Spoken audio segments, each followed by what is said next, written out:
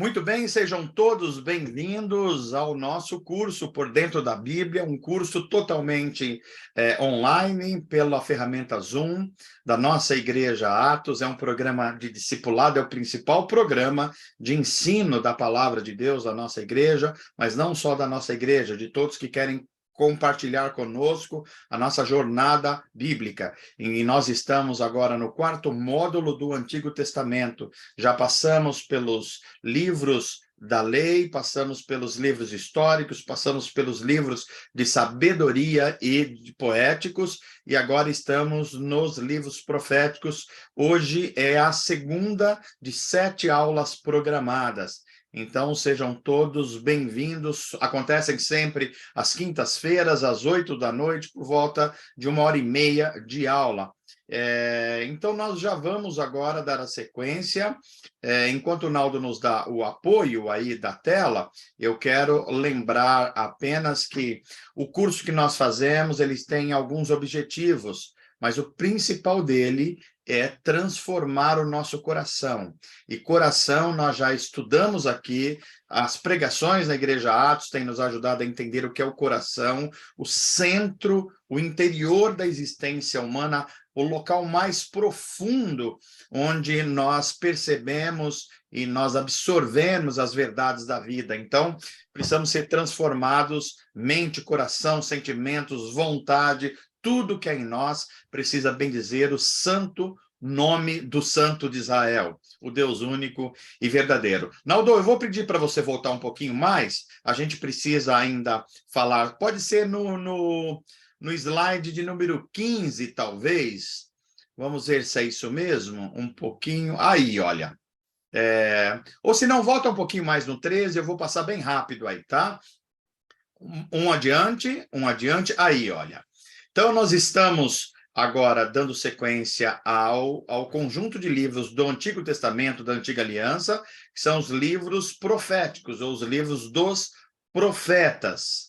Então, nós estamos pegando, vendo que os profetas em Israel, eles têm um período, digamos assim, clássico, que vai de Elias, o profeta, por volta do século 9 a.C., ano 800 e pouco antes de Cristo, e vai até Malaquias, que é o ano 400 e pouco.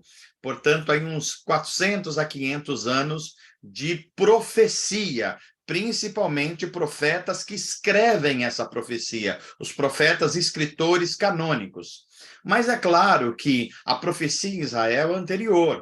Ela passa ainda por profetas como Natã, na época de Davi, passa por profetas como Samuel, na época dos juízes, passa, inclusive, por profetas como Moisés, que é aquele que recebeu a lei do próprio Deus. E também a Bíblia chama outros homens de Deus de profeta. Nós estamos falando, por exemplo, de gente como Josué, e estamos falando principalmente de gente como Abraão. Então, nós vemos aí, nos livros da lei, nós temos o relato da criação até 11, Gênesis 1 a 11.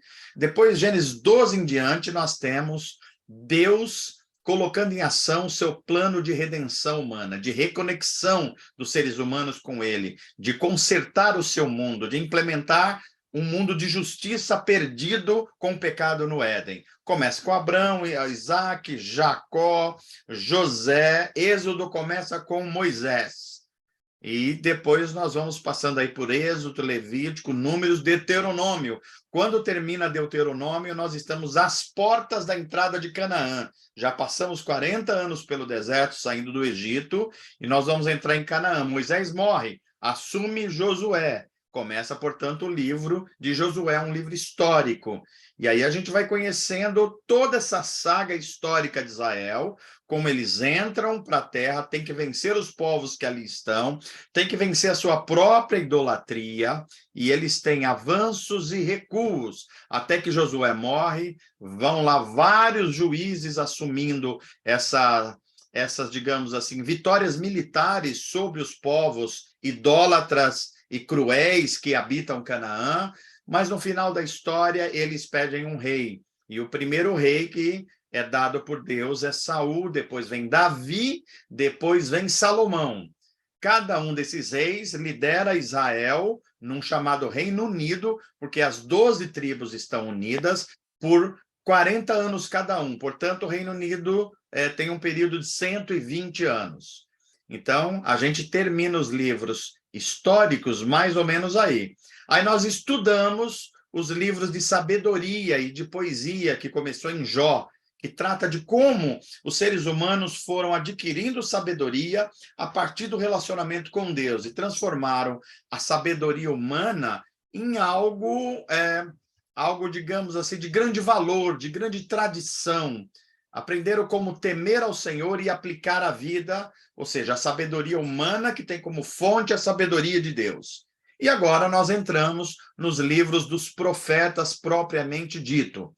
Eu disse a vocês que esse período começa com Elias e Eliseu, principalmente durante o reinado de Acabe em Israel, o rei Acabe, que tem aquela esposa que a gente conhece, que é a Jezabel.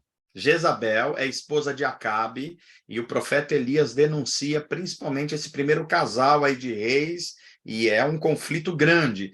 Mas Elias não escreve texto canônico. Quem começa a escrever é Isaías, que vive mais ou menos 100 e poucos anos depois de Elias. Então é por isso que a gente está começando por Isaías. E eles têm 3 funções, esses profetas. Eu vou lembrar aqui que esses profetas eles surgem como uma oportunidade que Deus dá para corrigir o caminho da nação eleita, Israel. Por quê? Porque os sacerdotes estão falhando, os reis estão falhando. E o profeta chega justamente para dizer que o rei não está se conduzindo conforme Deuteronômio 17. A liderança civil está falhando e que os sacerdotes também estão falhando na adoração ao Deus único. Então, o profeta ele tem uma missão de denunciar o relacionamento incorreto com Deus. Então, ele confronta o povo de Deus com o seu pecado, ele mostra as consequências inevitáveis do julgamento que virá se o povo não se arrepender, mas ele também comunica um futuro de esperança para um remanescente. Aqueles que temem a Deus, aqueles que se arrependem, aqueles que se voltam para suas palavras, aqueles que abandonam os ídolos, seja de pedra, de pau ou ídolos humanos, aqueles que abandonam a idolatria, então recebem uma mensagem de esperança. Os profetas vão mostrar que nós precisamos de um Salvador. Sozinho nós não conseguimos atingir o padrão de Deus. E claro que tudo isso aponta para Cristo, é a história da redenção em curso. Vamos adiante. Então, pode ir mais adiante, Naldo, nós já passamos por aí, também já passamos um pouco por aí, nós vamos mais adiante um pouco para utilizar melhor o tempo.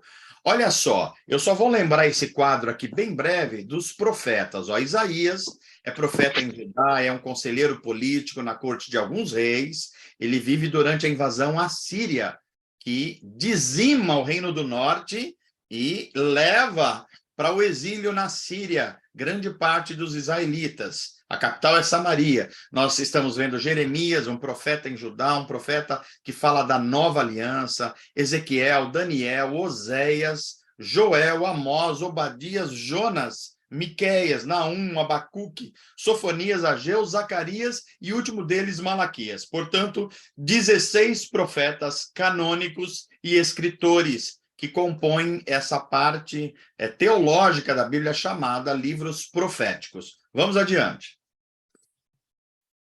Olha só os temas principais. Em Isaías é a salvação de Deus. Como ela se dá? Em Jeremias é o Deus da aliança, e como Israel abandona e quebra essa aliança, e Deus, então, traz juízo, mas também traz esperança. Em Ezequiel, o grande tema é a glória de Deus manifesta durante a história e no final dos tempos. Em Daniel, nós vemos um Deus soberano, um Deus que rege mesmo os maiores impérios do mundo, como a Síria, Babilônia, os persas, e depois, posteriormente, gregos e romanos. Em Joel, em Oséias, a gente vê a tristeza de Deus pelo pecado da nação da aliança, Israel. Em Joel, nós vamos ver como Deus manda calamidades como juízo quando o povo, as pessoas, as famílias, os líderes religiosos teimam em andar pela idolatria. Em Amós, nós vemos um Deus que corrige Israel porque eles abandonaram os pobres, os desvalidos, os órfãos e as viúvas, e Deus diz que vai trazer juízo a eles porque eles abandonaram os desvalidos. Em Obadias, nós vemos Deus orientando as outras nações que não a nação de Israel, que é a nação da aliança. Em Jonas, nós vimos um Deus que não ama só Israel, que ama os chamados gentios, ou seja, os não-judeus, e dá oportunidade a eles de arrependimento. Em Miqueias, a gente vê de novo aqui, ó, junto com Amós, o Deus que abomina a opressão. Toda forma de opressão é abominada por Deus. E o Deus que abomina a corrupção social, a corrupção econômica, a corrupção da religião, a corrupção dos relacionamentos. Depois nós vemos Naum, um Deus que é juiz sobre os impérios da terra, sobretudo aqui a Síria. Abacuque é o Deus que se revela um Deus extremamente paciente para responder perguntas que o profeta Abacuque está fazendo, e são perguntas difíceis. Sofonias, o Deus que mantém controle sobre todas as nações, e principalmente aqui nações estrangeiras que são profetizadas por Sofonias. Depois a gente vê Ageu, que é o profeta que acompanha a reconstrução do segundo templo de Israel. Zacarias, que tem uma mensagem que promete ao remanescente de Israel, ou seja, aqueles que não se corromperam, uma glória futura. Está apontando, claro, para o Messias, para Cristo. E, finalmente, Malaquias, um Deus que zela por sua santidade, um Deus que não tolera a corrupção da adoração, a corrupção da igreja, a corrupção dos atos de culto. Ele denuncia e pune, porque ele zela pela sua santidade. Vamos adiante. Eu já expliquei o que são profetas maiores. Profetas maiores é porque escreveram mais, e menores porque escreveram menos. Vamos adiante. Então, entramos em Isaías e já dissemos que o tema central do livro de Isaías é o Deus Salvador, o Deus que salva, o Deus que salva mesmo diante do caos. É isso que a profecia de Isaías vai tratar. Então, vamos lá. Agora nós entramos propriamente na aula de hoje, a aula 2 do nosso módulo. Livro de Isaías, algumas informações preliminares sobre esse profeta e sobre a sua profecia e sobre o seu contexto. Quem é Isaías? Isaías é um profeta, mas é um profeta que também é um conselheiro político e religioso. Isaías, ele vive na corte em Judá. Ele está diante do governo de alguns reis, pelo menos 4 reis. Qual o período que ele vive? Ele vive no século 8, olha aí, de 740 a 685.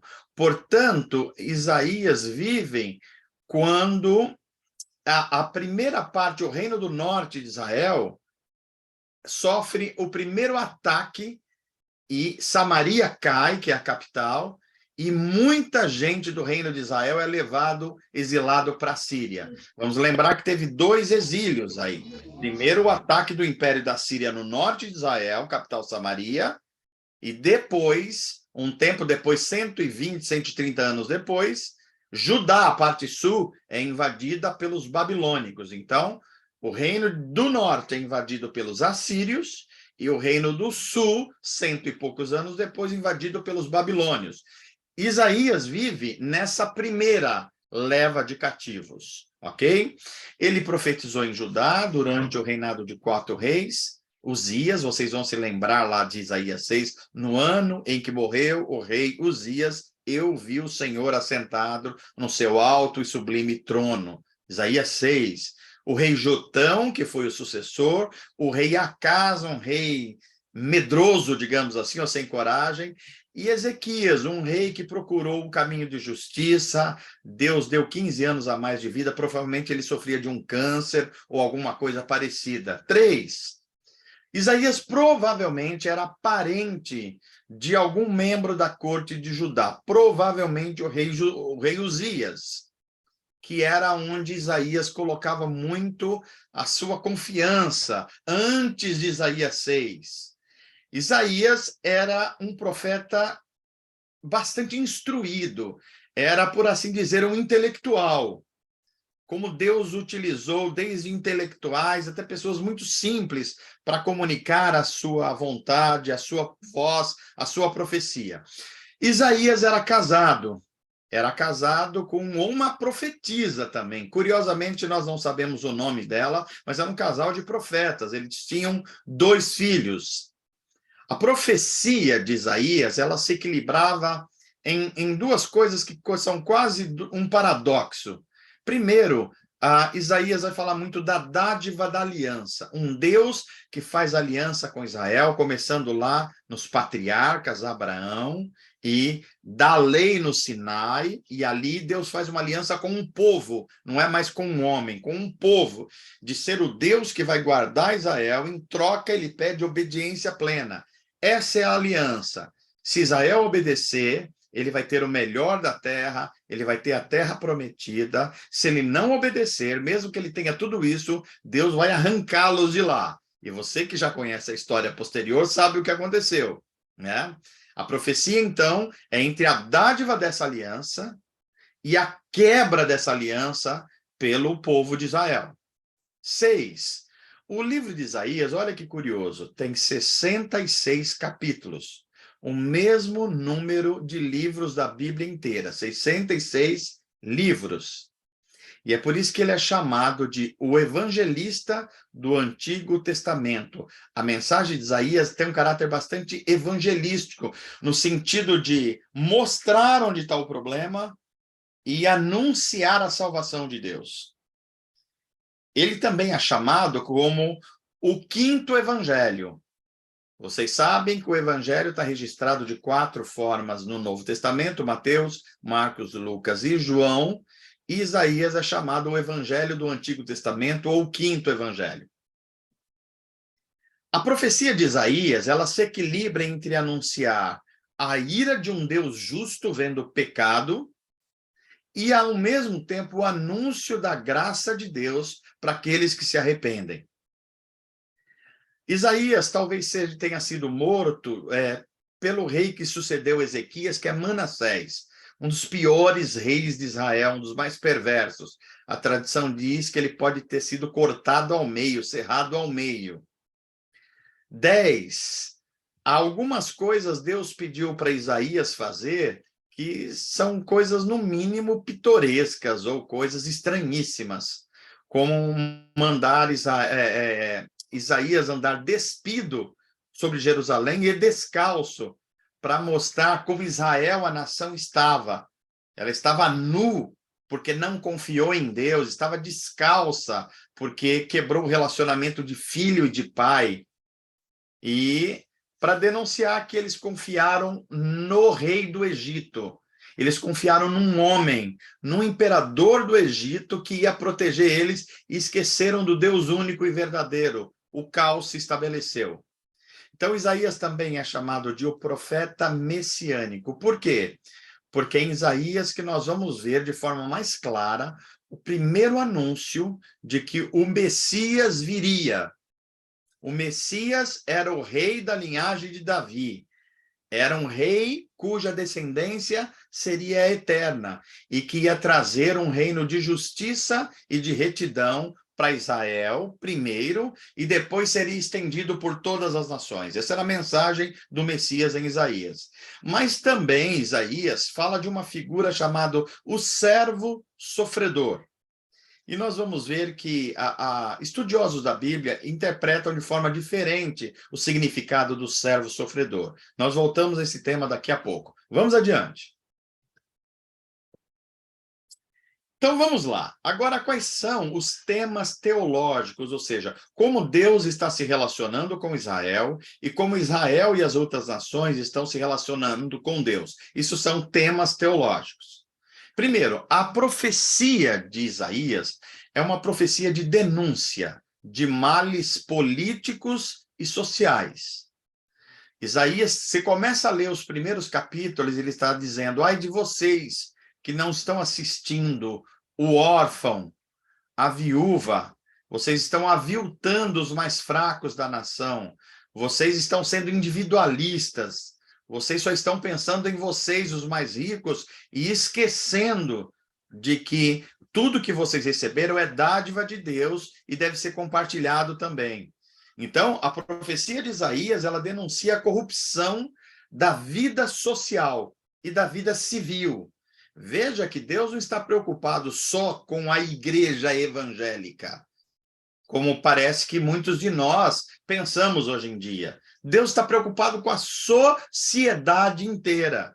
Tanto é que ele denuncia e pune governantes, não é porque eles prejudicaram a religião de Israel, é porque eles estavam sendo injustos socialmente, economicamente. Deus se preocupa com o seu mundo, com a sua criação e com as relações que acontecem nesse mundo.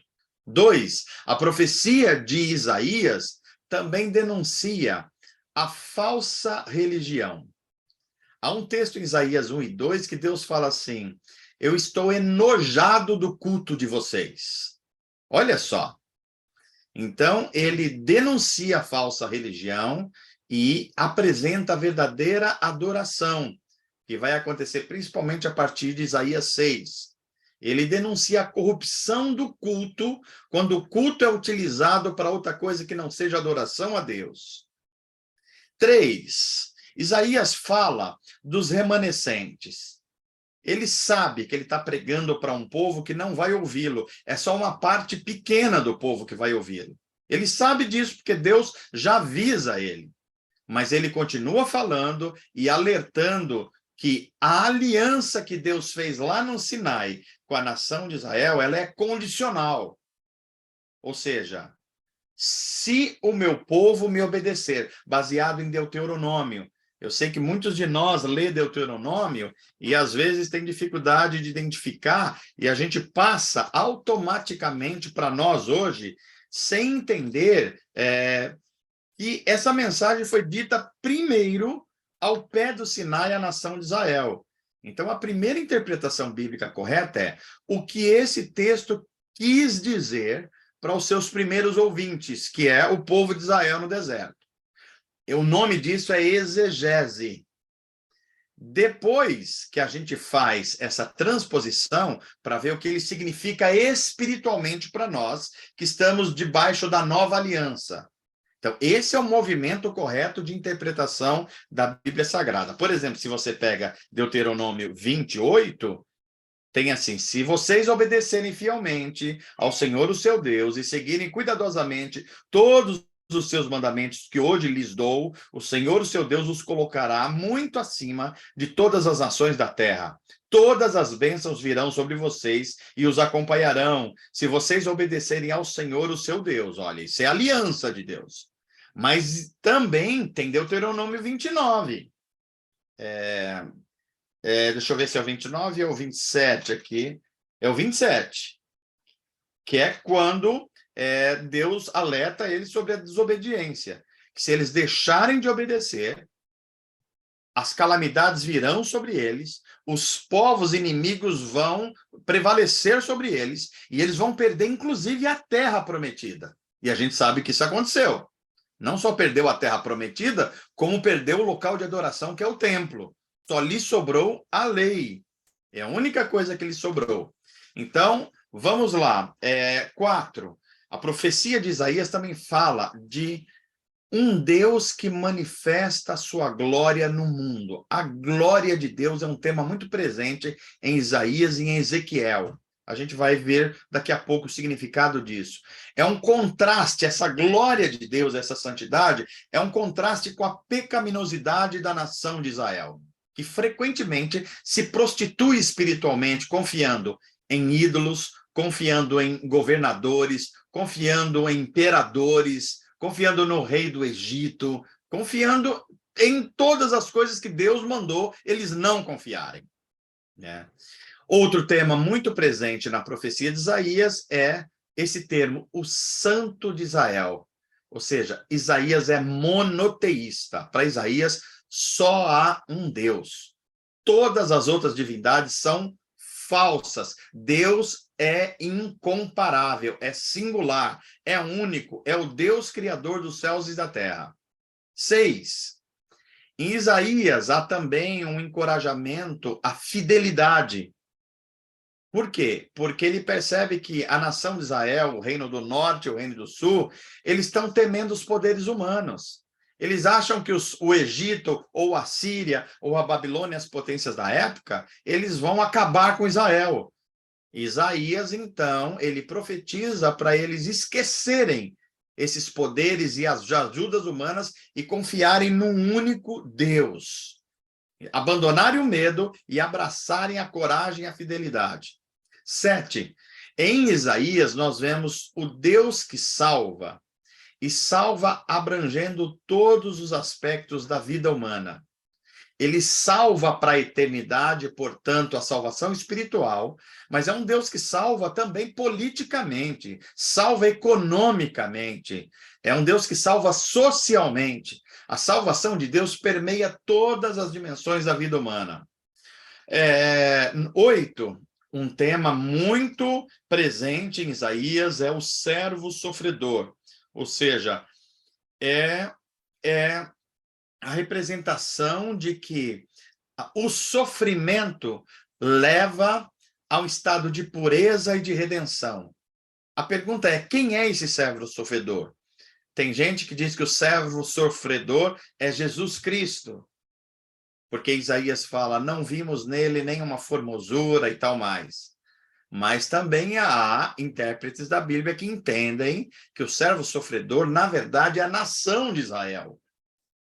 E que quando fala especificamente de uma pessoa, é Jesus como verdadeiro israelita. Nós vamos abordar um pouquinho mais isso aí. 9. Messias é um tema em Isaías presente. O rei da linhagem de Davi, cujo reino será eterno, será justo e será reto. 10. Isaías, como outros profetas, fala que o dia do Senhor virá. O que é o dia do Senhor? É o dia quando todos os homens e todas as nações terão que prestar conta a Deus do que fizeram com a sua vida, com seu poder, com a sua influência, com seu dinheiro. Esse é o dia do Senhor. 11. Isaías vai profetizar também que o reino do Messias será um reino de justiça, ou seja, de relacionamentos corretos, e de retidão, ou seja, de perfeição moral. Fazer o que é certo, o que é bom, o que é justo, o que é belo. 12. A gente vai ver que Isaías também fala de um segundo êxodo. O primeiro êxodo foi a nação de Israel sair lá do Egito, passar pelo deserto e chegar na terra prometida, Canaã. Então, é um caminho que sai de algum lugar de escravidão e volta e vem para um lugar de bênção, que é Canaã. Mas Isaías já começa a falar, e Jeremias depois vai aprofundar, que Deus vai exercer juízo por causa do pecado, ou dos pecados de Israel. Então, quer dizer que eles vão para o exílio. E quando é que vai acontecer o segundo exílio? Exílio. É quando eles voltarem da Babilônia, 70 anos depois, para Jerusalém, para a terra prometida novamente. Portanto, um segundo exílio. E um tema também presente muito em Isaías é Sião. O significado de Sião. Nós cristãos falamos muito em Sião, nossos hinos falam, os nossos hinos falam em filhas de Sião. Eu tenho a impressão que quase ninguém entende o que está cantando quando está falando filhas de Sião, Sião lugar de paz, Sião, eu anelo Sião. Do que estamos falando? Isaías vai mostrar que Sião é um retrato da cidade de Deus, onde Deus governa, onde há um reino de justiça, e também uma representação do reino definitivo de Deus. Mas também é um lugar geográfico lá na Palestina, nós vamos passar depois por isso também. Vamos adiante. Olha lá, os personagens, ou as personagens, o nome correto, gente, é as personagens, tá? Ou a personagem, não é o personagem, é feminina. a persona, a personagem. Então, Isaías é profeta e ele é conselheiro na corte de pelo menos 4 reis, o reino de Judá. Ele vive no século 8 a.C., 700 anos aproximadamente antes de Cristo. Ele está no reino de Judá, cuja capital é Jerusalém, mas ele também profetiza para o reino do norte, onde estão as 10 tribos. Embaixo está Judá e Benjamim, 2 tribos, capital Jerusalém. Em cima estão 10 tribos, capital Samaria, ok? E quarto lugar, aparece aí o rei Uzias, que aparece em alguns lugares na profecia de Isaías, e talvez Isaías tenha um parentesco com ele. Quinto, um outro rei importante aqui é o rei Ezequias. Por que é importante? Por alguns motivos. Porque Ezequias, junto com outro rei chamado Josias, portanto, Ezequias e Josias, dos 20 reis que conduziram o reino de Judá, e mais 20 ou 19, dependendo da conta, que conduziram o reino do norte, só esses dois merecem menção como justos. Ezequias e Josias. Ambos fizeram uma reforma religiosa em Israel. Esse Ezequias é aquele mesmo rei que ficou doente e Deus deu a eles mais 15 anos, prolongou a vida dele, ok? Nós também precisamos ficar atentos, quando lemos Isaías, a um reino, a um império da época, que são os assírios. Os assírios é a potência da época. Eles estão dominando todo o Oriente Antigo e eles estão dominando, inclusive, o Egito, que é uma nação poderosa, e para chegar no Egito eles têm que passarem pela Palestina. Então, eles dominam o norte de Israel e prometem dominar o sul de Israel também.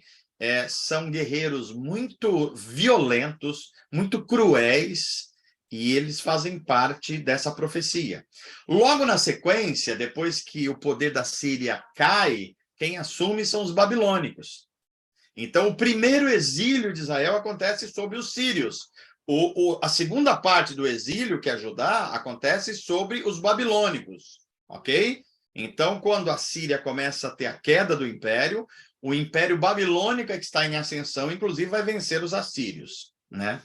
Depois nós vemos também um rei que já é de um terceiro império, os persas, que vão vencer os babilônicos, que é o rei que vai ser um instrumento de Deus. E aqui, olha, prestem muita atenção aqui, porque isso aqui ensina muito sobre o mundo da cidadania e da política. Quem é Ciro? Ciro é o rei da Pérsia. Ciro nem conhece a Deus de Israel. Ciro não é evangélico, não é protestante. Ciro tem costumes culturais que, inclusive, são contrários aos costumes da nação de Israel. Mas você vai ver na profecia de Isaías que Deus, Yahvé, o Deus de Israel, chama Ciro, rei da Pérsia, estrangeiro, de outra cultura, que não segue os ditames da lei em Israel, vai chamar de Ciro de meu servo Ciro. Eu insisto, o pensamento que acha que Deus só se expressa por evangélicos, por meio da cultura evangélica, por meio da igreja evangélica, é antibíblico. É antibíblico. Deus não está limitado por denominação, por nome, por nada disso. Deus é Deus do cosmos. E Ciro, rei da Pérsia, é um sinal evidente disso. 10. Aparece aqui uma classe de anjos que não aparece em nenhum outro lugar da Bíblia, que são os serafins. Eles parecem ser aquele grupo de anjos que assistem a Deus diretamente, muito próximo do seu trono. E eles têm 6 asas, com 2 eles voam, portanto, estão em missão de Deus, mas com 2 eles cobrem o rosto, provavelmente para não ter acesso direto à presença gloriosa de Deus. Nenhum anjo é capaz disso.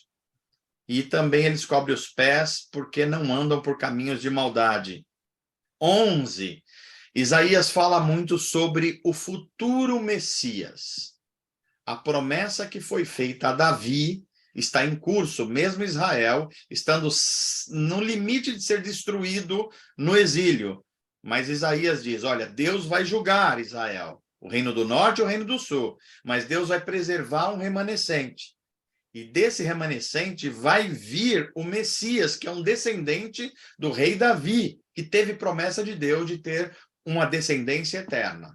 Então, tudo isso está na profecia de Isaías. Vamos adiante.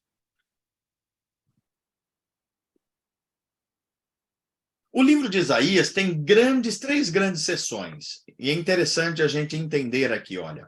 Tem 66 capítulos, mas a parte do capítulo 1 ao 35 da profecia de Isaías é Deus anunciando o seu juízo e a sua condenação sobre Israel, Reino do Norte, sobre Judá, Reino do Sul, e sobre algumas nações do entorno de Israel também. Então, do capítulo 1 ao 35 é o tempo todo Deus mostrando o pecado, a idolatria, a imoralidade, a falsa religião, a opressão social, o descuidado com os órfãos e as viúvas. Ou seja, o povo que era para ser o povo da justiça e exercer justiça na terra prometida, está fazendo ao contrário. Ao invés das nações imitarem a luz de Israel, é Israel que está imitando as outras nações com injustiça, inclusive servindo a deuses estranhos como Baal. A segunda parte da profecia de Isaías é uma parte mais histórica.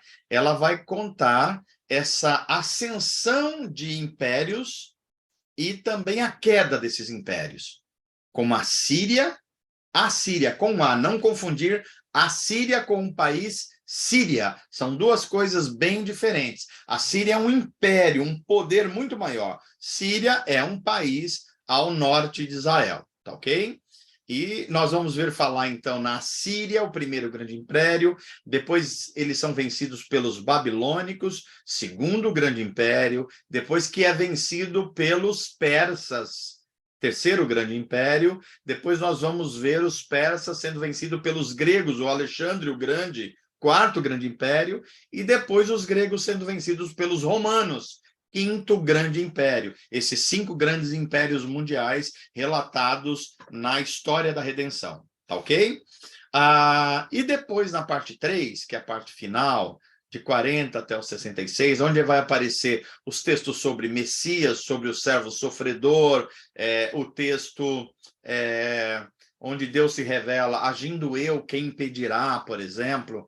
Esses textos estão na parte final, é uma parte de consolação.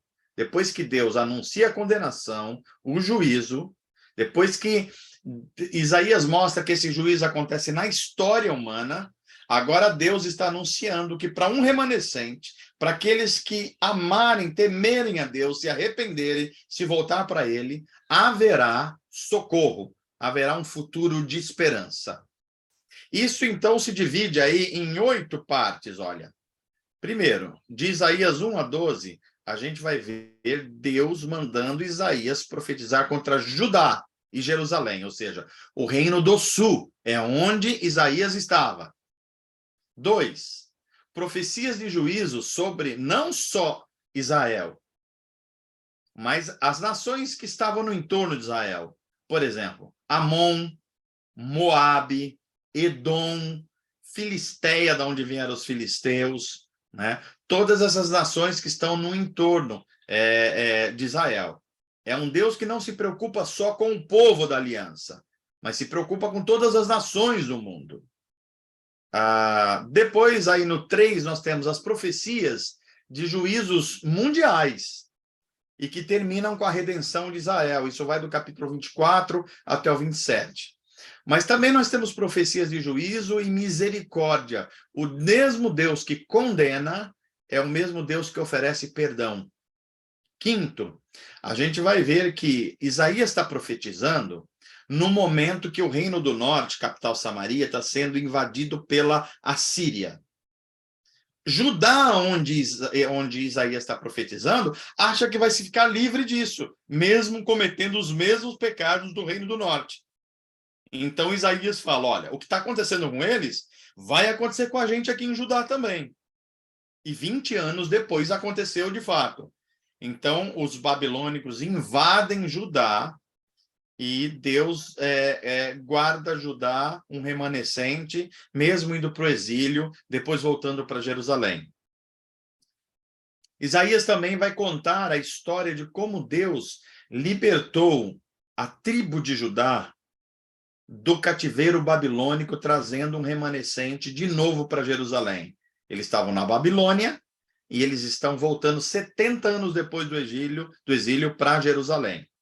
Sétimo, nós vamos ver a redenção, como que Deus se revela, ou como a redenção promovida por Deus se revela através do sofrimento e do sacrifício.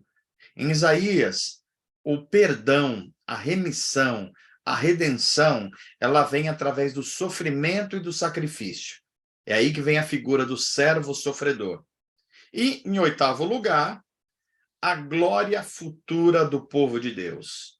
Esse remanescente que Deus promete, nova criação, novos céus e nova terra, não são apenas os descendentes étnicos de Abraão ou de Davi, mas são os descendentes espirituais de Abraão e de Davi, cuja figura que reúne esse verdadeiro Israel, esse verdadeiro descendente, é a figura do Messias, Jesus, o Cristo, o Filho de Deus. Vamos adiante.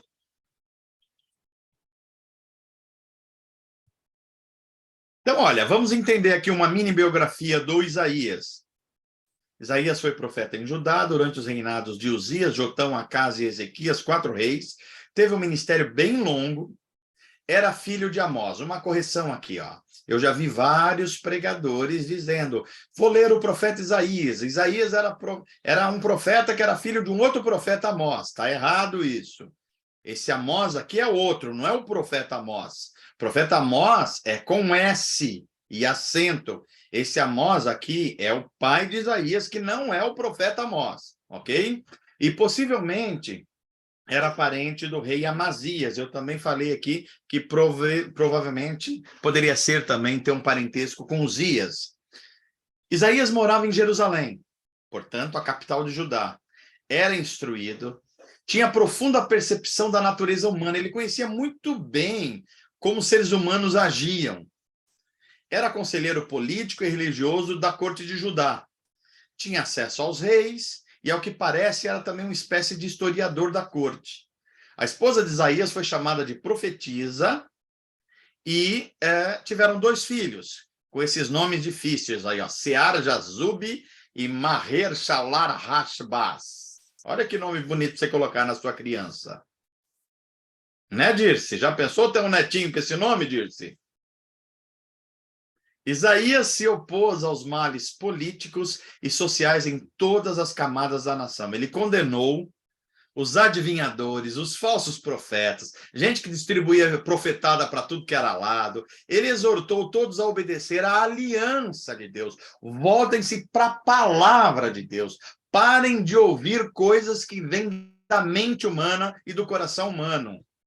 Qualquer semelhança com o nosso tempo não é mera coincidência. Repreendeu reis por sua obstinação, reis que insistiam em fazer as coisas mesmo contra o caráter de Deus, em indiferença, e censurou os ricos, os influentes, que não cumpriam suas responsabilidades. Ele opôs-se à idolatria entre os cananeus, que invadiu Israel, e às práticas religiosas fingidas. Declarou que apenas um remanescente justo sobreviveria. Ele prenunciou o futuro do Messias, o príncipe pacífico do reino de Deus, que também era um servo obediente e sofredor. Olha a figura aqui. Nenhum outro livro do Antigo Testamento se iguala a Isaías no que se refere à presença de nuances que vão ser explicados lá no Novo Testamento, cujos autores, o do Novo Testamento, citam com frequência o profeta Isaías. Ok? Então, Isaías, aqui só reforçando, profetiza a vinda do Messias, o Cristo, o ungido de Deus, 700 anos antes do próprio Jesus nascer. Ok? Vamos adiante. Isaías prega para um povo que parecia ser extremamente religioso. Olha, o problema em Israel não era a falta de religião, era a má religião.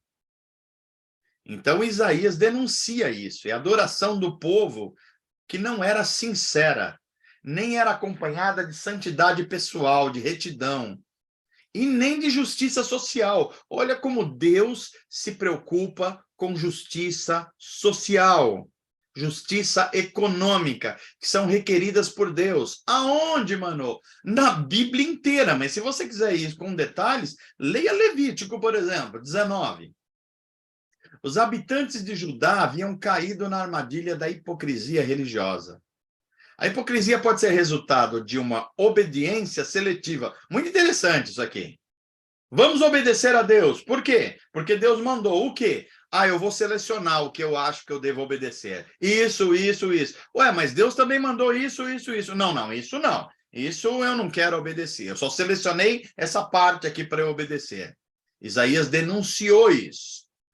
E ele denunciou e fez a distinção entre uma mera religiosidade e uma verdadeira espiritualidade. Vamos adiante. Olha só, Isaías é um profeta que profetiza contra o medo. Acás, que é um dos reis sobre os quais Isaías está profetizando, que é um rei de Judá, ele está com medo dos opressores, ele está com medo lá do príncipe do Egito, ele está com medo dos seus opressores da Síria, e Isaías fala, confia em Deus, para de ter medo de reis humanos. Mas Acás não ouve Isaías, não. Já Ezequias ouve. Então, aqui já tem aqui dois reis em perspectiva, né? Por exemplo, o Acás estremeceu quando soube que Israel e a Síria, ou seja, o Reino do Norte, e a Síria, que era um país um pouquinho mais acima, tinham se aliado para fazer guerra contra eles no sul. Só que ele não confiou no Senhor, mesmo Isaías tendo alertado ele, e Deus foi uma espécie de pedra de tropeço para Acás. Olha só, quando Deus pode se tornar pedra de tropeço para um projeto humano. Acás caiu, né? Vamos adiante. Confiança no Senhor. Por que é que Deus dá uma visão da sua glória e da sua bondade em Isaías capítulo 6? Para que Isaías veja que aqueles poderes, a corte, o poder econômico, os babilônicos, os impérios, não eram nada diante da glória de Deus. É por isso que Deus dá essa visão a Isaías. Isaías antevê, então, que o Messias virá, mas não virá com poder político, como imperador político, ele virá como Senhor da história, mas como um servo sofredor. Ele virá, o seu projeto é um projeto de amor, ele vai vencer pelo amor e não pela violência.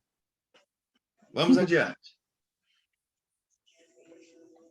O remanescente, esse tema aqui é muito importante. Por quê? Porque o povo de Israel estava achando que o fato deles serem descendentes de Abraão e descendentes de Davi estava assegurado as coisas para eles. Deus tinha dado a terra de Canaã, Deus tinha dado uma lei para eles, eles se consideravam moralmente superiores aos outros povos no entorno, mas continuavam pecando, injustos, fazendo adoração falsa, e Deus diz a eles, vocês vão ser expulsos da minha terra. Eles falam, imagina, nós somos o povo da aliança. Aí Isaías vem, olha, vocês não são o povo que Deus vai salvar. Por quê? Porque a aliança que Deus fez com vocês é condicional, é se vocês obedecerem, e vocês não estão obedecendo. Mas como Deus não fica sem testemunho na história, ele vai preservar um grupo, ainda que pequeno, que é chamado de remanescente. Eles se arrependeram da sua rebeldia e depositaram a sua confiança somente no Deus de Israel. Vamos adiante. Também um tema presente em Isaías é o dia do Senhor. O dia do Senhor em Isaías é o dia do julgamento de Deus, quando Deus vai chamar a prestação de contas todo homem, toda mulher que viveu nesse planeta na história, mas também os reis, os poderosos, aqueles que exercem influência, as nações. Tudo isso vai ser colocado em xeque. É um tempo de vingança de Deus sobre os seus inimigos que causaram opressão, que causaram calamidades. Deus vai fazer o julgamento.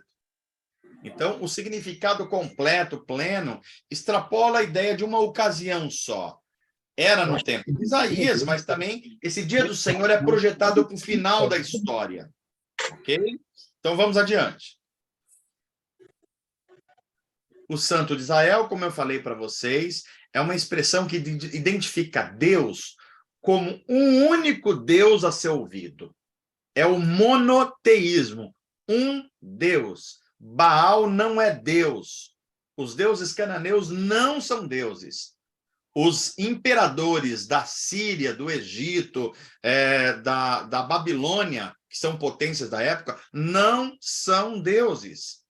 A profecia de Isaías é para fixar entre o povo de Israel, a nação de Israel, que só há um único Deus e ele é santo, ele é singular, ele não pode ser comparado com nada e ninguém. Vamos adiante. E esse Deus, ele tem um Messias, ele tem um representante que será da linhagem de Davi.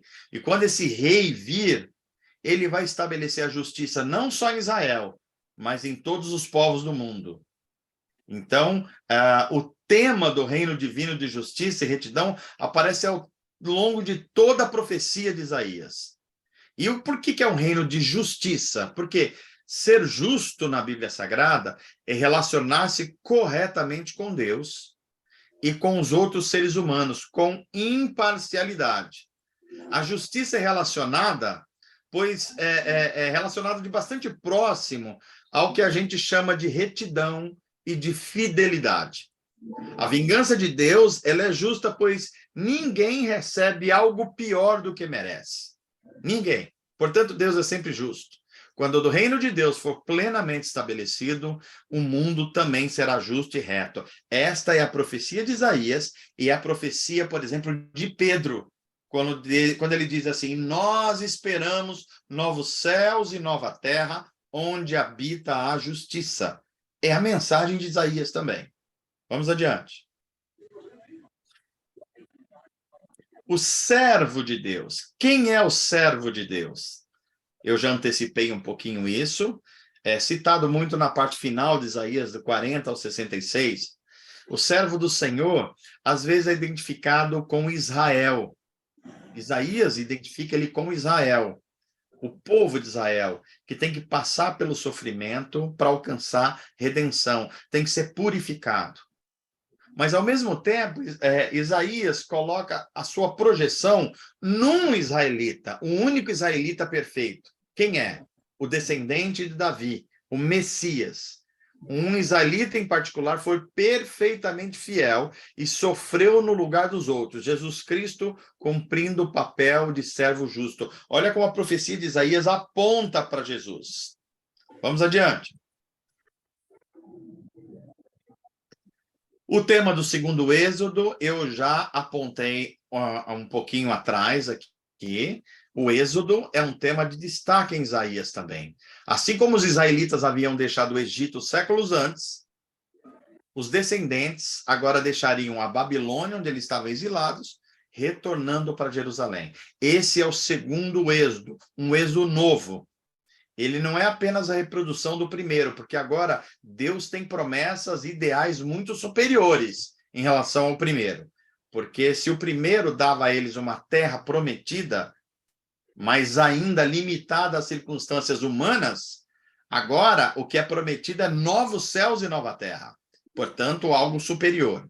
Vamos adiante. Salvação. Esse tema em Isaías é central. Aliás, o tema teológico de Isaías é: o Senhor é a salvação, né? Ou seja, Deus está redimindo um povo que quebrou a aliança e Deus está, então, mostrando a eles o horror que é o pecado e todos os males que ele traz e mostrando um plano de reconectá-los com Deus, a redenção. É a história da redenção que tem 3 estágios. Primeiro, Deus restaurou o seu povo depois do exílio. Segundo, Jesus Cristo, muito tempo depois, veio ao mundo trazendo consigo as boas novas de salvação por meio da sua morte e da sua ressurreição. E, por fim, Jesus voltará para dar início ao seu reino eterno de justiça e retidão. Vamos adiante. Sião. Sião é um tema muito presente em Isaías. Quando Davi conquistou a cidade de Jerusalém, ele tomou a chamada fortaleza de Sião e chamou cidade de Davi. Gente, olha só, Jerusalém fica num monte. Esse monte é chamado de Sião. Mas não é só o monte que é chamado de Sião.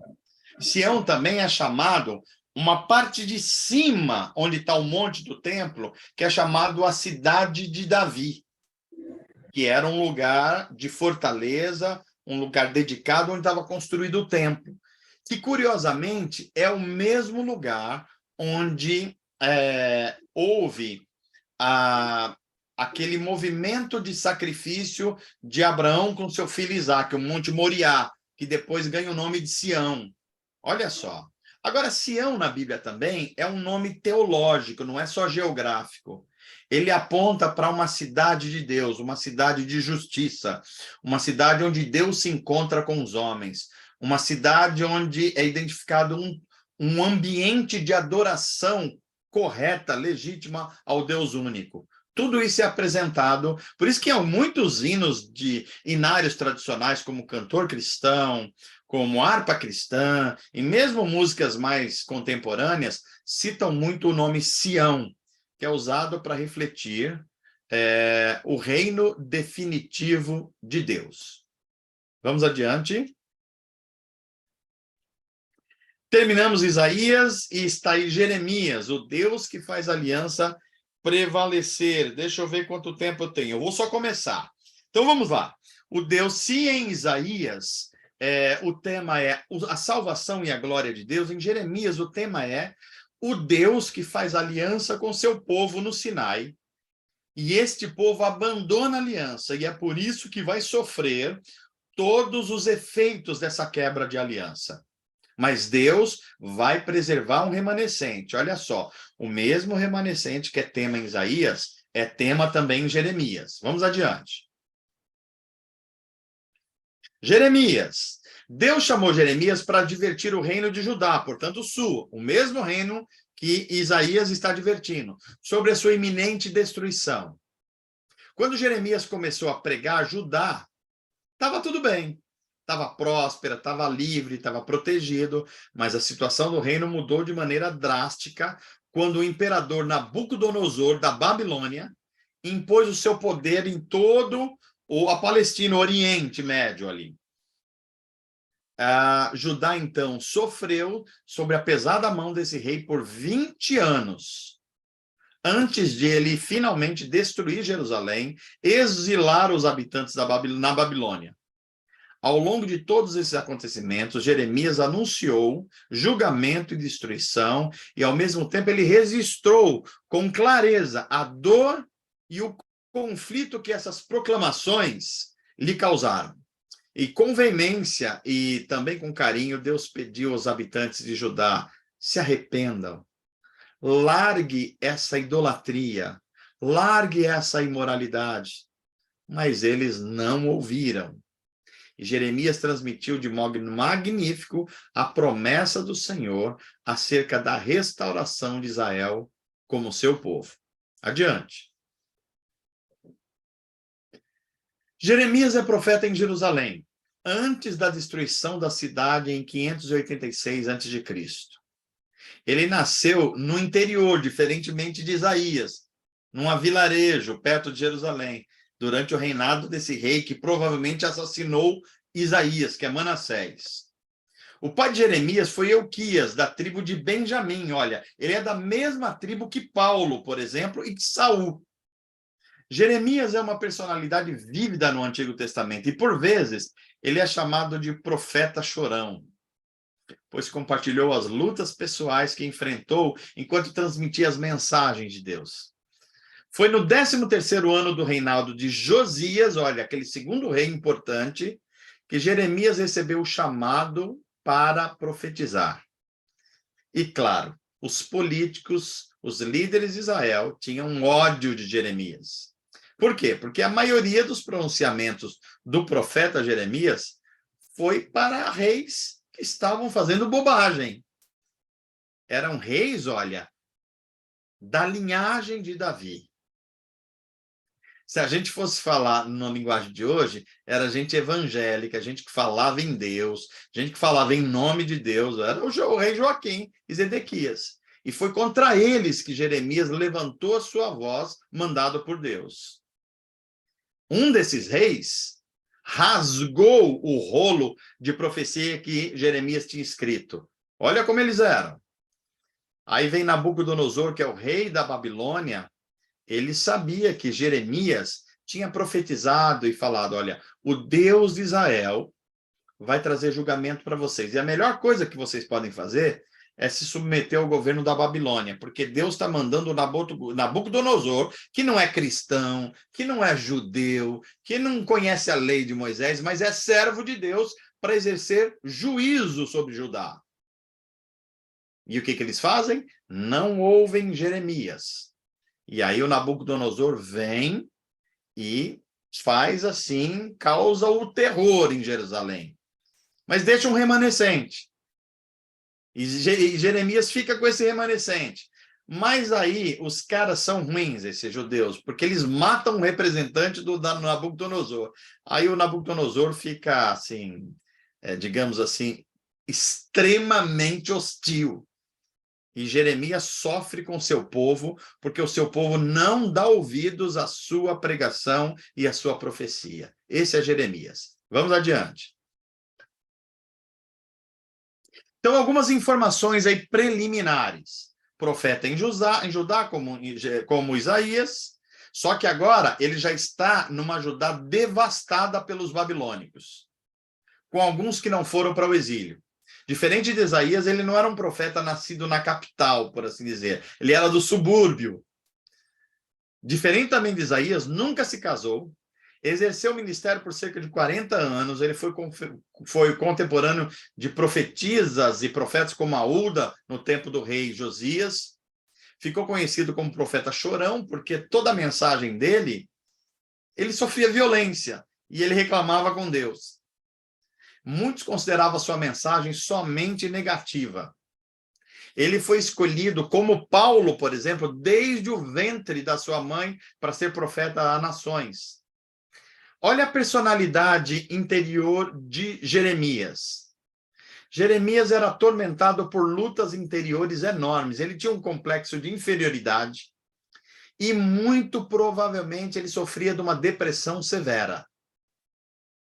Profeta de Deus, não vamos esquecer isso.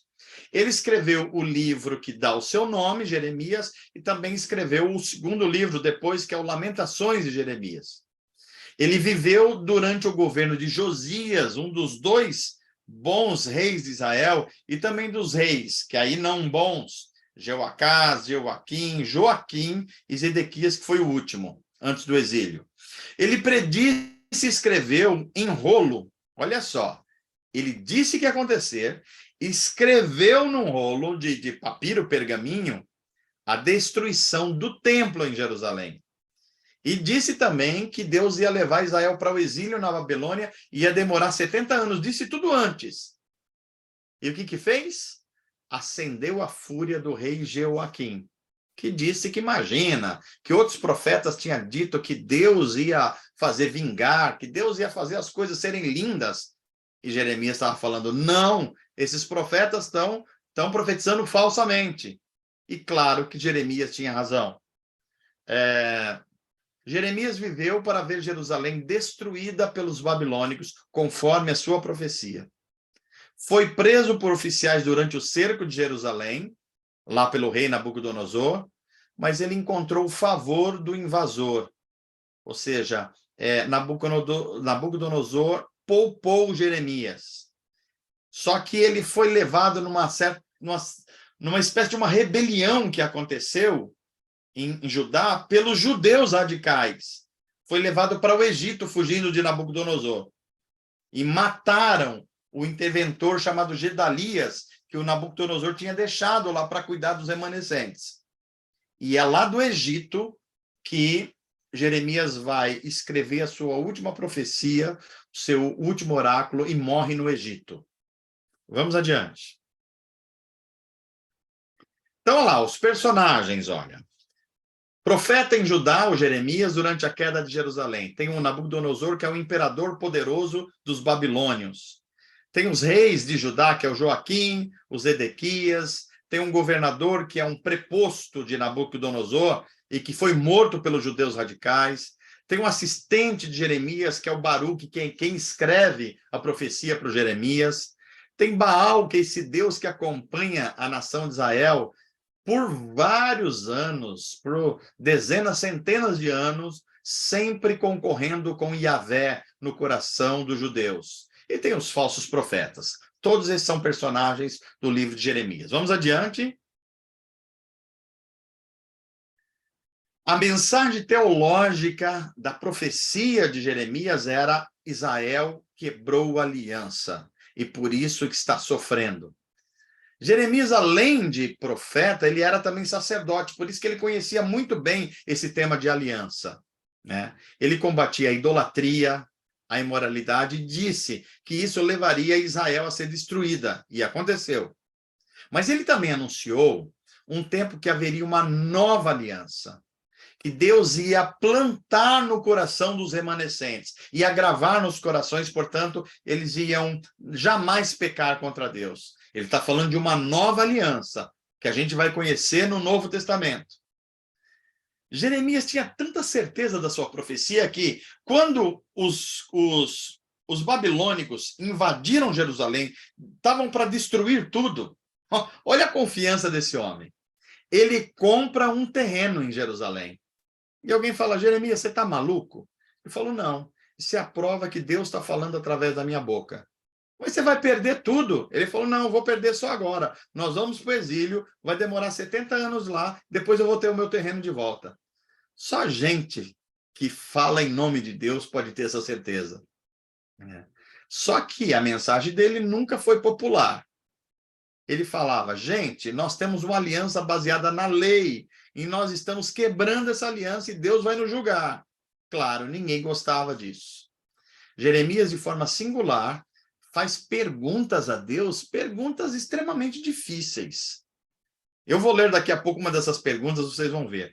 Como Moisés, ele também se achava inadequado, criança demais. Como Jó, ele também amaldiçoou o dia em que ele nasceu. Ele viveu com muitas dores, Jeremias, ainda mais por ter uma personalidade meio depressiva. Vamos adiante. Estou terminando, olha. A sessão de Jeremias, ela chama o chamado e o comissionamento de Jeremias como profeta. Tem uma mensagem geral de repreensão a Judá, onde ele está. Depois ele tem mensagens mais detalhadas de como Deus vai repreender, vai julgar e vai restaurar Israel. E ele prega também não só durante o exílio, mas após o exílio babilônico. E ele tem profecias referentes a outras nações, porque ele foi chamado como profeta das nações. Ele profetizou para o Egito, para a Filístia, para a Síria, para a Babilônia. Ou seja, um profeta, digamos assim, global, né? E o finalzinho do livro dele faz uma retrospectiva de como Deus chamou Israel, como Israel foi infiel e que por isso foi parar no cativeiro. Ok? Vamos adiante. E eu estou terminando. Acho que tem uma ou duas. Olha umas imagens curiosas que aparecem na profecia de Jeremias. Parecem muitos símbolos. Deus mostra ela uma panela fervendo. O que significa? Babilônia está chegando do norte para destruir Judá. Deus mostra a ele também um ramo de amendoeira. Está dizendo: olha, assim como está vindo aí essas amêndoas, a Síria está descendo para trazer meu julgamento. Essa imagem do cinto que Deus manda ele colocar, depois aterrar ele perto lá de um rio. O que significa isso? Olha o significado teológico. O Deus que elege é o Deus que rejeita, é o Deus que humilha, mas é o Deus que salva também. Tudo através de símbolos. Outro símbolo é a solteirice de Jeremias. Ele não casou, ficou solteiro. E por quê? Deus estava mostrando que o tempo era de angústia, que era menos doloroso uma pessoa ficar solteira, porque a família ia sofrer demais. O vaso do oleiro, nem vou falar, porque você já conhece toda essa simbologia. O cálice de vinho da ira, como um símbolo da destruição, não só de Israel, mas das potências opressoras que Deus vai julgar também.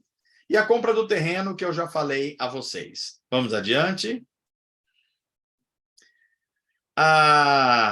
Vou passar bem rápido aqui. A mensagem de Jeremias é: nós temos uma aliança com Deus desde o Sinai.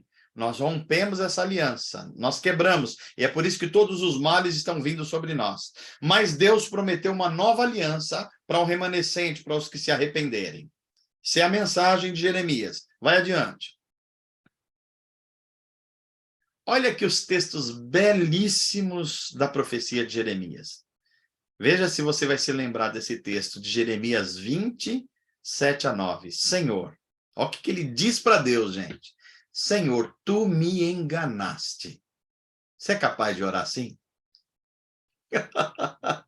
Senhor, você me enganou e eu fui enganado. Mas foste mais forte do que eu, e mesmo me enganando, o Senhor prevaleceu.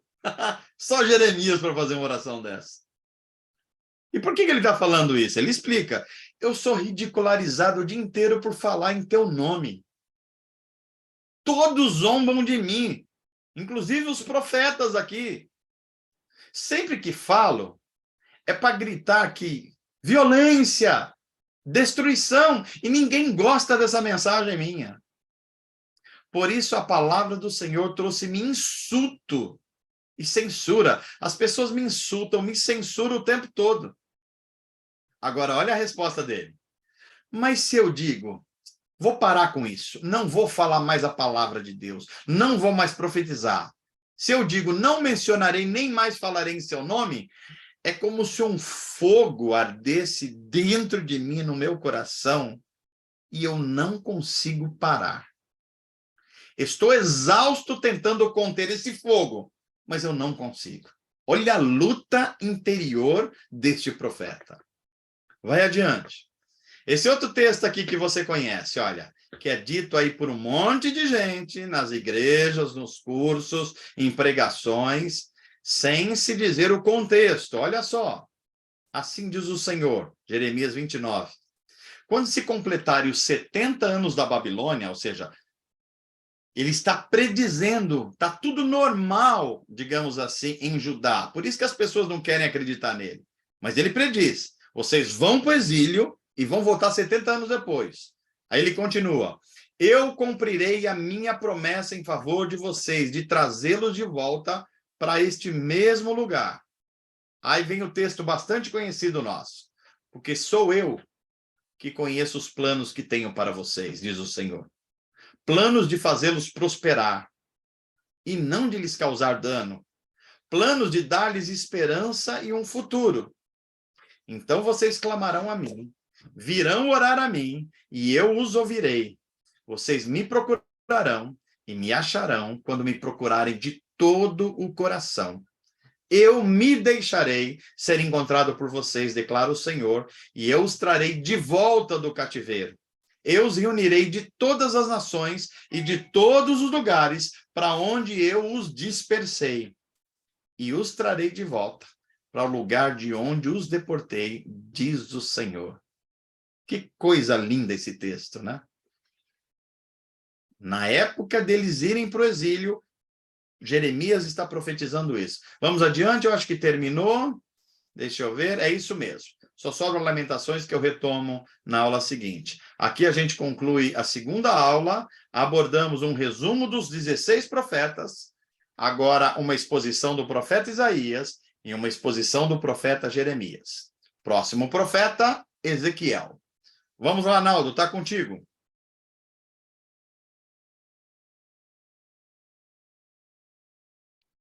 Perfeito, maravilha. Vamos que vamos. Pessoal, agora é hora de fazer perguntas, alguns comentários, alguma experiência com relato ao tema. E eu já inicio aqui com a pergunta do Leandro, que ele deixou logo no início da aula, que ele não ia saber se ia conseguir ir até o final. Tá, o Leandro sempre está trabalhando, um irmão que é incrível, porque ele sabe o que é investir o tempo e a vida. Vamos lá. Exato. Aí ele coloca o seguinte: boa noite. Provavelmente eu não vou conseguir ficar até o final da aula por causa do trabalho, mas eu gostaria de deixar algumas perguntas. E aí ele fala o seguinte: o profeta era reconhecido por falar alguma profecia ou só era reconhecido quando a profecia se cumpria? Tá, tem mais perguntas correlatas ou eu já vou respondendo, Naldo? Tem uma outra pergunta é se o profeta vinha de uma família específica ou vinha de qualquer uma das 12 famílias. São essas duas. Tá, começando pela segunda, os profetas vinham de várias tribos diferentes e também de várias famílias diferentes. Era diferente, por exemplo, os levitas vinham da tribo de Levi, mas não era o caso dos profetas. Os profetas Deus levantava de tribos diferentes, de clãs diferentes e de famílias diferentes. Por exemplo, Jeremias veio de uma família de sacerdotes. Já Isaías não, veio de uma família, digamos, de intelectuais, por assim dizer. Tá ok? A primeira pergunta é se os profetas só eram ouvidos se a profecia deles se cumprisse. Eu acho que é alguma coisa nessa direção, não é? Isso mesmo. Tá. Então, a questão é o seguinte: como se reconhecia um profeta em Israel? Primeiro, tinha uma escola de profetas. As pessoas estudavam para ser profetas. Estudavam o quê? A lei do Senhor, a lei de Moisés. A lei e os profetas anteriores a eles, né? Então, eles conheciam a história de Israel, eles conheciam a lei que Deus deu a Israel. Então, eles faziam essa escola. Por exemplo, na época de Elias e de Eliseu, tinha uma escola de profetas. Eliseu liderava uma dessas escolas. Agora, para além dessas escolas, também havia chamado de Deus diretamente de famílias. Deus dava um dom, um espírito profético a esses homens. A gente vai ver que Amós, por exemplo, não é um profeta que vem de uma escola de profetas, ele é um homem de negócios. E Deus o chama para profetizar. Agora, se tem uma coisa que define quem é verdadeiro profeta e quem não é verdadeiro profeta, é a profecia se cumprir ou não. O problema é que nem sempre a profecia se cumpria num tempo muito curto. No caso de Jeremias, Jeremias estava profetizando pelo menos 20 anos, como é Isaías também, antes do exílio. Isaías estava dizendo assim: Deus vai levar vocês para o exílio da Síria, falando com Samaria. Só que demorou 20 anos para acontecer isso. E até chegar 20 anos, ninguém sabia se ia se cumprir ou não. Jeremias, o mesmo caso. Todo mundo dizendo que Israel era a nação santa, que tinha os reis, digamos assim, religiosos, que Deus tinha escolhido Israel para ser a nação próspera e mais do que todo mundo. E Jeremias falou: não, o fato de vocês terem a lei não faz vocês melhores. Pelo contrário, vocês que têm a lei deviam ser mais fiéis a Deus e ensinarem a justiça às outras nações. E vocês estão fazendo ao contrário disso. Então, Deus vai trazer julgamento. Então, para identificar no final da história quem era e quem não era o cumprimento da profecia, né? Vamos deixar uma coisa bem clara aqui, de forma prática e contemporânea. Eu, nos últimos 90 dias, por baixo, eu recebi no meu WhatsApp umas 20 a 30 profecias,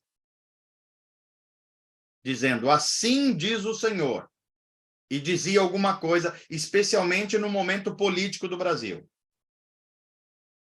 Todas elas não se cumpriram. A pergunta é: esses profetas são legítimos ou falaram de si mesmos usando o nome de Deus? Está diante de nós. O mesmo problema de Judá é o mesmo problema nosso. Ok? Pois é. Como diria o filósofo Chaves.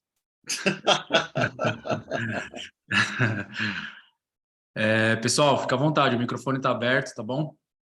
Fazer mais perguntas. Aqui no chat não tem mais. Paz, pessoal, boa noite. Boa noite, Fabi. Deixa eu fazer uma pergunta.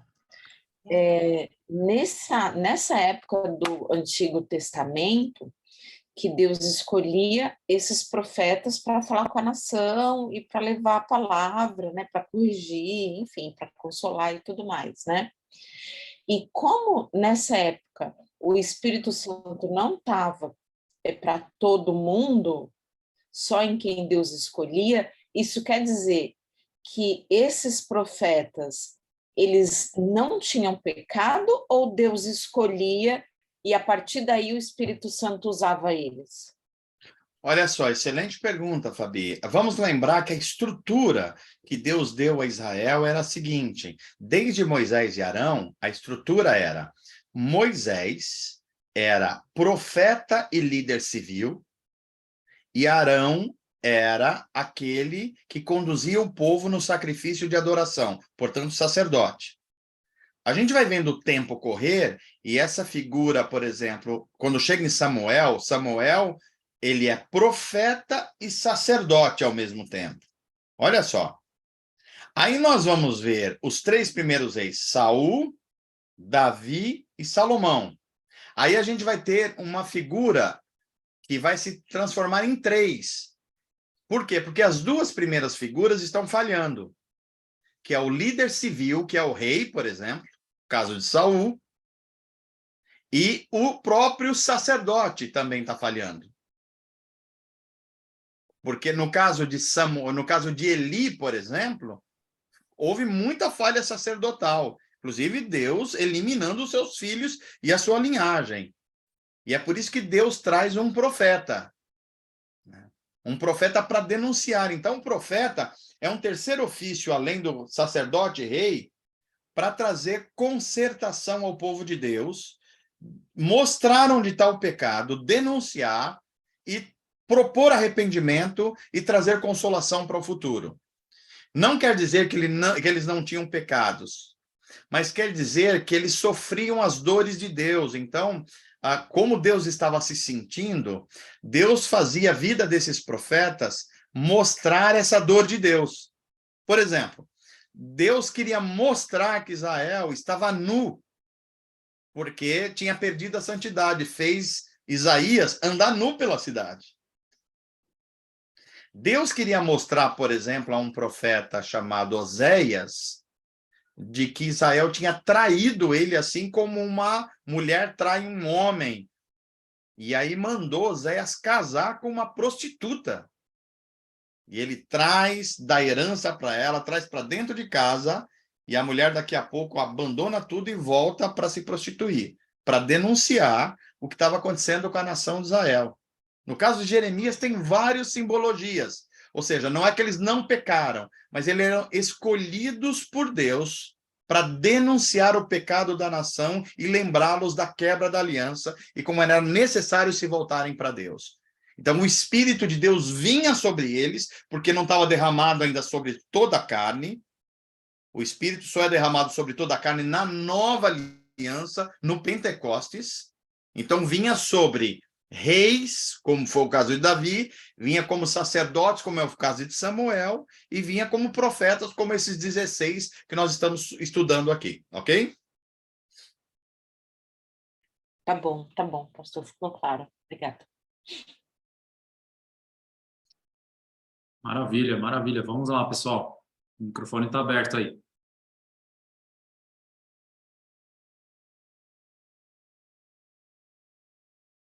Todo mundo meio quietinho aí? Vamos lá, vamos lá. Esses dois profetas têm tanta coisa. Ou tem tanta coisa que assusta, ou tem tanta coisa que a gente já entendeu, ou tanta coisa que ainda não entendeu, mas vamos lá. Vamos ver se a gente vai nos ajudando mutuamente. Boa noite, Manu. Boa noite, Luciano. Eu queria fazer uma pergunta. Por exemplo, no caso do rei Ezequias, né? O profeta vai lá e fala que ele vai morrer. Aí, no meio do caminho, Deus manda ele voltar. Não, você não vai morrer mais. Como será que ele se sentia? Será que ele se sentia como bobo, né? Porque dava uma mensagem, depois tinha que ir lá e revogar aquela mensagem, dizer outra, porque ele estava à mercê das coisas que Deus mandava ele fazer. Pois é.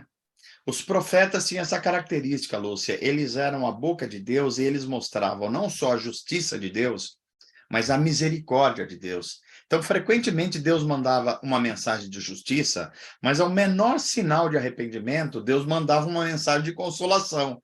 E o profeta tinha que fazer isso. Jeremias, Isaías e tantos outros fizeram isso. Jonas também. Jonas, porque Deus está mostrando a sua grande misericórdia. E se o profeta fosse falar para Deus, Deus, mas eu estou parecendo um boba, que o senhor manda fazer uma coisa, depois manda fazer outra, aí Deus vai falar, pois é assim que eu estou me sentindo em relação ao povo de Israel. E Jonas Era vivia assim, denúncia. se indignou muito, né? Deus, a vida dos profetas era uma denúncia quanto o povo da aliança ter abandonado a aliança com seu Deus.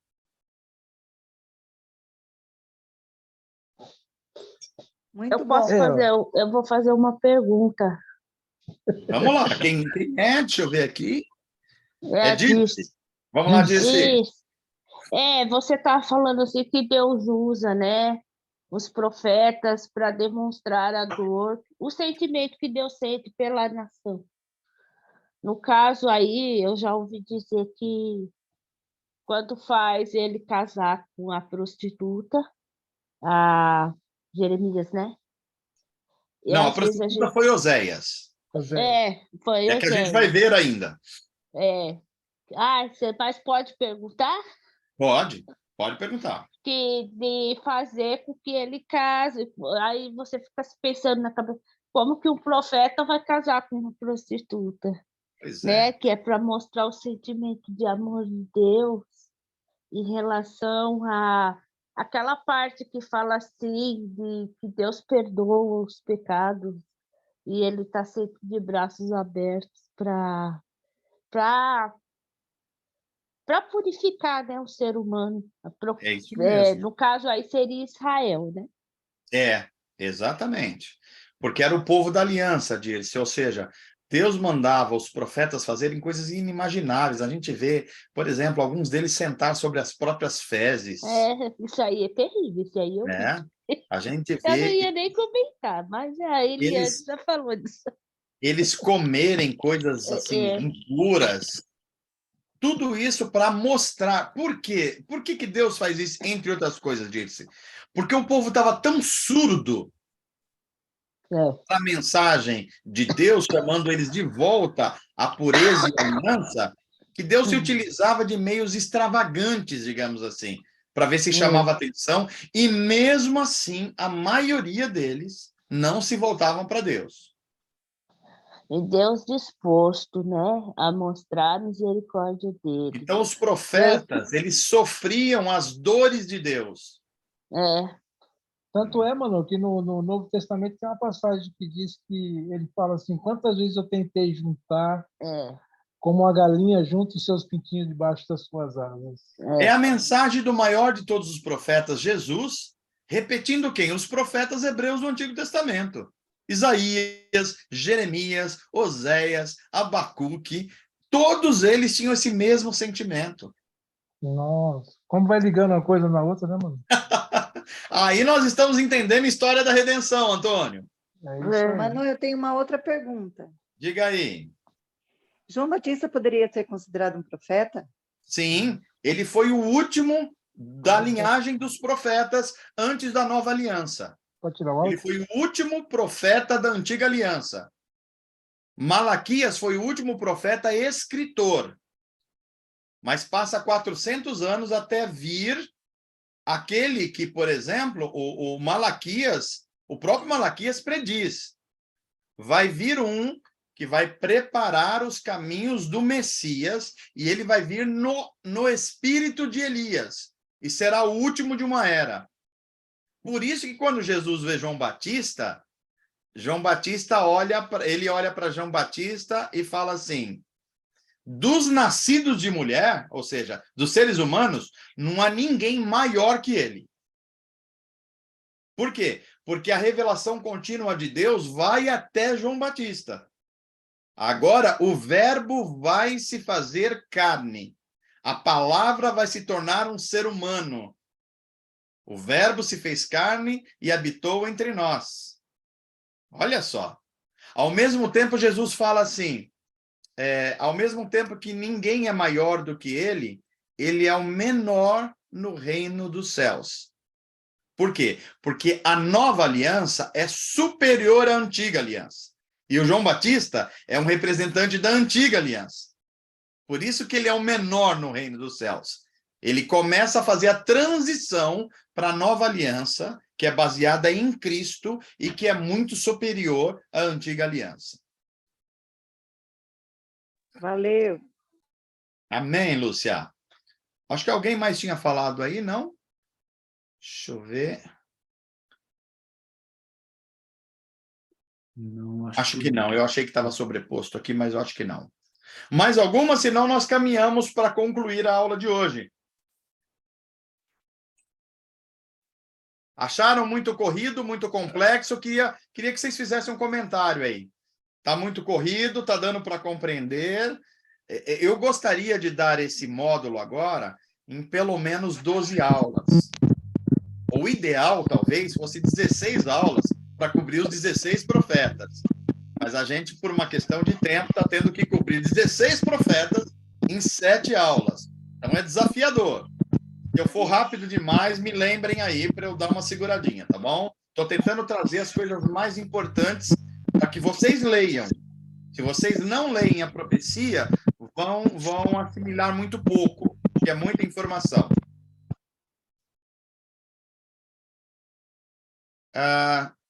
Eu acho que é isso, então. Se não temos outra, se tiver, falem aí. Se não, eu caminho aqui para a gente concluir.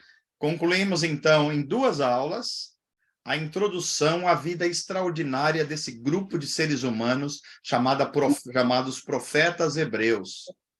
E a gente começou, então, dando uma introdução aos 16 deles, mas nos fixamos hoje em Isaías e Jeremias. Próxima aula, vamos nos fixar num dos profetas mais complexos, que é Ezequiel. Ezequiel tem umas visões que assim foge à nossa lógica.